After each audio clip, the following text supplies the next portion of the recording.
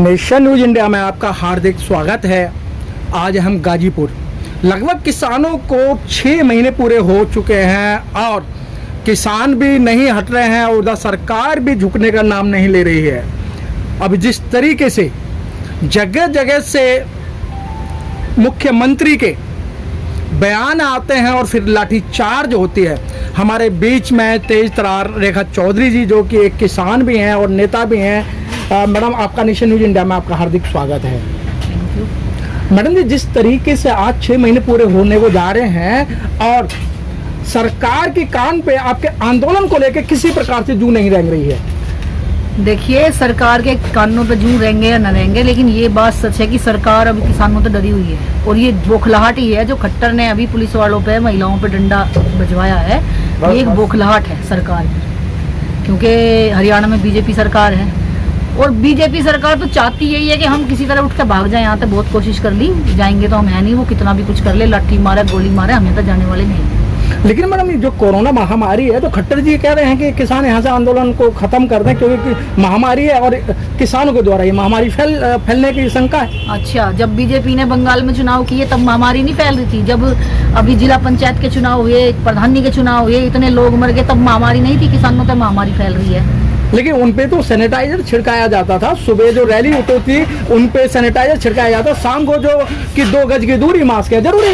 ये तो मोदी जी कहते थे, अमित शाह जी कहते थे। देखिए, मोदी जी या अमित शाह जी का बना जो फंडा है ना, ये कोरोना, अगर कोरोना सच में इतना भयानक होता तो अब तक लाशों के ढेर लग जाते।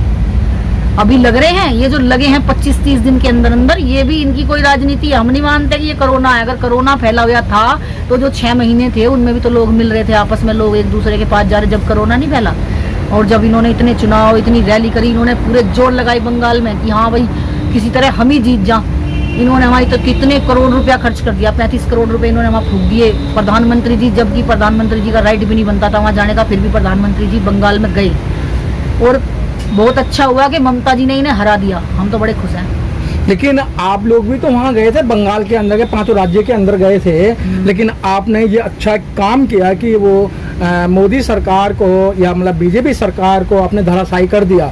लेकिन एक चीज ये देखा जा रहा था कि अगर बंगाल के अंदर मोदी जी हारेंगे तो किसानों को फायदा होगा, लेकिन अभी भी आपका फायदा नहीं हो रहा है। देखिए, हमारा फायदा होगा अगर सरकार हमारे से थोड़ी सी भी डरती ना, तो सरकार अब तक हमें कब का फेंक देती उठा के।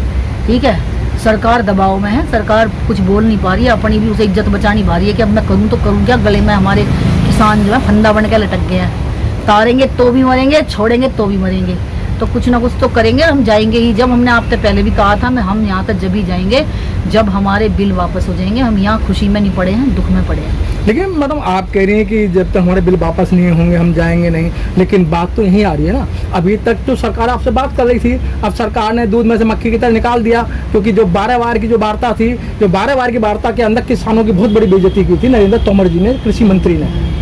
हाँ, नरेंद्र तोमर जी ने की थी, लेकिन नरेंद्र तोमर जी कुछ सोचना चाहिए, सोच समझ के बोलना चाहिए, क्योंकि जनता सुनती है। जब भी हम किसी टीवी पे या कहीं इंटरव्यू देते हैं तो हमारी बात पूरे देश में या बाहर भी जाती है, तो बोलने से पहले सोचना चाहिए।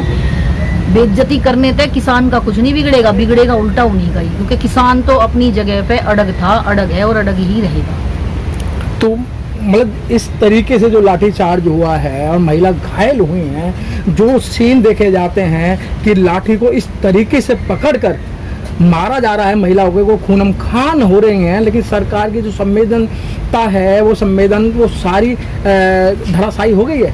देखिए, सरकार इतनी बौखला गई है कि जो बिल्ली नहीं होती, इनका जब बिल्ली गुस्से में आवे तो खंबा नोचे है, तो वही वाला सिस्टम अब हमारी बीजेपी सरकार का हो रहा है जी। अब जब सरकार का बस कहीं नहीं चला तो ठाकर महिलाओं पे ही चला दिया जी।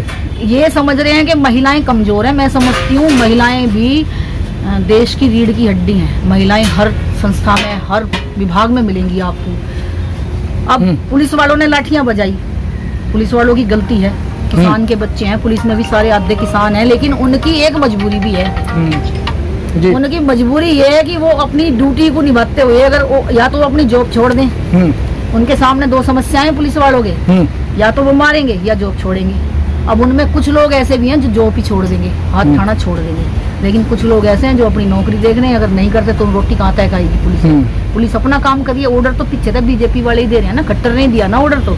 अब आगे क्या होगा आने वाले समय में, फिर ये होगा कि इनका फंडा है कि किसान और जवान को भिड़ा दो। तो यही चल रहा है भाई। आने वाले समय में किसान और जवान आपस में भिड़ेंगे, एक दूसरे को मारेंगे। अभी तो हाथ नहीं उठा रहा किसान, लेकिन आने वाले समय में हो सकता है हाथ भी उठा दे। कौन पिटेगा भाई? अगर हमारे को डंडे मारेगा तो हो सकता है हम भी मारे। अभी वो तैयार नहीं होंगे, या तो जहाँ इन्होंने ऐसा किया वहाँ तैयारी नहीं होगी कुछ। हमला किया। मैडम देखने में ये आ रहा है जब से कोरोना की महामारी चल रही है और किसान भी आंदोलन कर रहे हैं, जो क्षेत्र के प्रतिनिधि हैं, चाहे विधायक कह लो चाहे मेंबर पार्लियामेंट कह लो, वो ढूंढने से नहीं नजर आ रहे। वो पता नहीं कहाँ ऐसा कौन सा बहुत बड़ी खाई खोद दी है कि वहाँ छुप गए जाके। नहीं देखिए, मैं एक बात बताती हूँ, कोरोना काल जो चल रहा है, ये कोरोना इन्होंने चलाया इसलिए है कि लोग घर से बाहर नहीं निकलेंगे, लॉकडाउन लगा दिए सब जगह। आप तो प्रतिनिधि भी तो दिखाई नहीं दे रहे ना, सांसद और वो। हाँ। सांसद जो है, सांसद तो यहाँ आ ही नहीं रहे थे। सांसद कहाँ आ रहे थे यहाँ? नहीं, पूरी दिल्ली में दिखाई नहीं दे रहे हैं, पूरे उत्तर प्रदेश के अंदर दिखाई नहीं दे रहे हैं, ढूंढने से नहीं मिल रहे हैं। अब सांसद भी घरों में बढ़ के बैठ गए होंगे, क्या पता ना आना चाहते हो कहीं बाहर।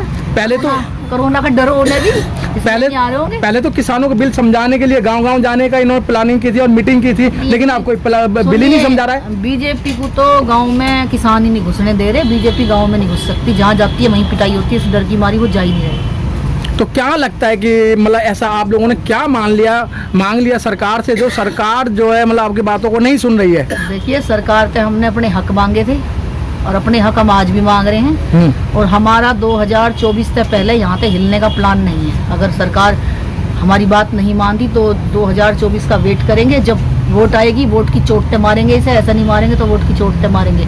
बुलेट पेपर पे चुनाव लेंगे, हम लेंगे नहीं ईवीएम, हम चुनाव नहीं करेंगे। लेकिन मैडम सरकार भी तो यही कह रही है कि आप ना एक बात पे नहीं टिके हैं। कभी बिल की बात करते हैं, कभी कुछ बात करते हैं। मामला जन समस्या का आ गया है। अब हम किसानों का भी नहीं रहा है, किसानों का तो है ही, लेकिन जो कोरोना में लोगों की हालत कर दी है सरकार ने, उसमें हर व्यक्ति आ गया है अब किसानों के साथ। अब कोई वो नहीं रहा कि खाली किसान अकेला लड़ रहा है। अब आने वाले समय में जन पब्लिक साथ में है। लेकिन मैंने अभी गांव में जाके हमने सर्वे किया, जो अभी क्या कहते हैं सरसों और ये क्या बोलते हैं जिससे तेल निकाला जाता है, किसानों को वो होते हैं कुछ पेरने वाले, मुझे भी नहीं। किसान जो सरसों है या काली सरसों, पीली सरसों जो भी है, किसानों की बड़ी महंगी गई है। किसान इस समय बड़े खुश हैं।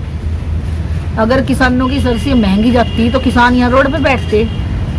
आप ये देखो, हमें आम नागरिक जो हम किसान होकर शहर में रहते हैं, तो हमें 170 रुपए केजी तेल मिल रहा है और सरकार हमारे कितने का केजी लेती है।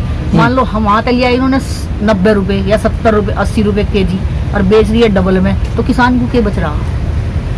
किसान को तो कुछ बच ही नहीं रहा। गेहूं का भी यही हाल है। अभी तो गेहूं की खरीद भी नहीं हो रही अच्छे तरीके से। कहीं कहीं तो गेहूं गन्ना नहीं पड़ा है। तो सरकार तो किसान को बिल्कुल जमीन पे ला देना चाहती है, जबकि खाती मतलब किसानों का है सरकार। या तो एक काम करे, सरकार में पहले भी बोला था कि अगर आप हमारे बिल वापस नहीं लेंगे तो हम जमीन को बंजर छोड़ देंगे, हम बोना छोड़ देंगे। फिर कहाँ तक खाएगी पब्लिक और कहाँ तक खाएगी सरकार? रेखा जी, ये समझ में नहीं आ रहा, आप सरकार पे भरोसा नहीं कर पा रहे और सरकार जो है आप पे भरोसा नहीं कर पा रही। ये तो एक नूरा कुश्ती लड़ी जा रही है। देखिए, जब दो पहलवान सामने खड़े हो तो जीतना तो किसान अपने आप को पहलवान समझ रहे हैं। भाई जब आप कह रहे हो तो मैं तो उसका जवाब दे रही हूँ। अगर आप कुश्ती के बेस पे सरकार इसे ले लेगी तो भाई दो में तो एक को तो जीतना ही है। वो तो देखो कौन जीतता है, सरकार जीतेगी या किसान जीतेगा। लेकिन योगीनाथ जी ने तो गंगा जी में कसम खा के की थी, हम 14 दिन बाद ही आपका जो गन्ने का रेट है, गन्ने का जो भुगतान है वो कर देंगे। और मोदी योगी जी ने इसको लेके किया, लोगों को पैसा दिया नहीं। अगर पैसा पूरा दिया होता, अब 1400 करोड़ रुपए हमारा कर्जा है सरकार पे, तो सरकार हमारा पहले गन्ने का भुगतान कर दे, पहले का ही कर दे, बाद में तो और देगी हमारा भुगतान। अभी तो 1400 करोड़ रुपए हमारे हैं सरकार पे किसानों के, पहले वो कर्जा दे दे, बाद में और कर लेगी। अच्छा, चलते चलते अब रेखा जी आप ये बताएं कि जो कल की जो वारदात हुई है इसको कैसे देखते हैं और आपका क्या मानना है, आगे की योजना क्या है? देखिए, मैं तो एक महिला होने के नाते इसकी निंदा करती हूँ कि जो हुआ गलत हुआ। महिलाओं पे लाठीचार्ज सरकार को नहीं करवाना चाहिए था। लेकिन महिला भी तो ये कह रही है कि जो किसान भाई हैं वो पीछे रहेंगे, अब महिला आगे रहेंगी और हम किसानों को कुछ नहीं होने दें, महिला ही डटकर मुकाबला करेंगी सरकार का। बिल्कुल करेंगी। एक बात बताइए, हमारे घर के सारे सदस्य यहाँ बैठे आके और हम भी 6 महीने तक लगातार मैं भी आ रही हूँ। अगर कल को कोई बात होने लगे तो मैं तो कहूंगी सारी महिलाएं आगे आके खड़ी हो जाएं, लठ बजेंगे या डंडे बजेंगे, जो होगा हो जाएगा। तो अपने भाइयों बहनों को तो बचाओगे, अपने परिवार को तो महिला ही बचाएगी। अब सरकार तो होगी पावली, तो पब्लिक क्या करेगी, आम जनता क्या करेगी। Press the bell icon on the YouTube app and never miss another update.